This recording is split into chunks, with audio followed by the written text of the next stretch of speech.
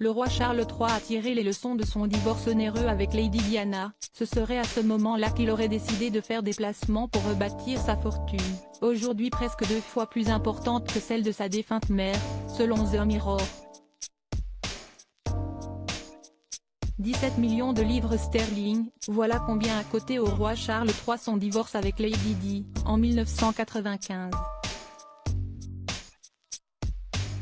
Si cet événement avait fait grand bruit, choquant le monde entier et particulièrement les fans de la famille royale britannique, il a aussi beaucoup entaché l'image du prince qu'était Charles à l'époque.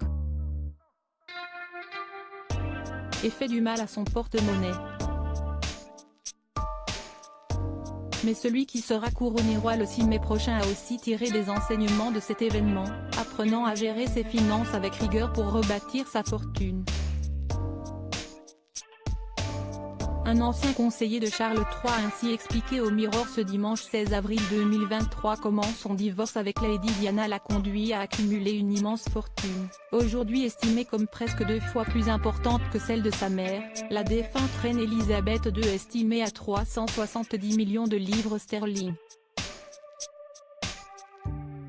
L'ex-assistant de Charles a révélé que le roi a patiemment reconstruit ses finances à la suite du divorce, atteignant une fortune personnelle de 600 millions de livres sterling à ce jour.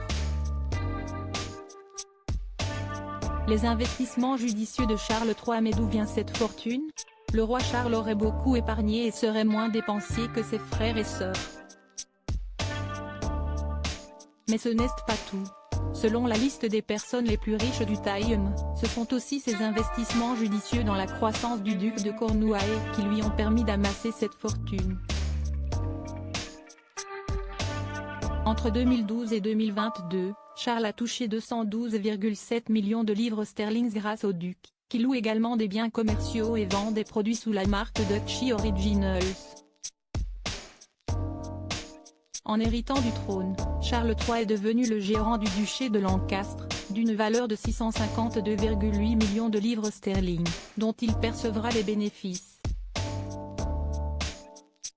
Il a également transmis le duc de Cornouailles au prince William, en tant que nouveau prince de Galles, comme le veut la tradition.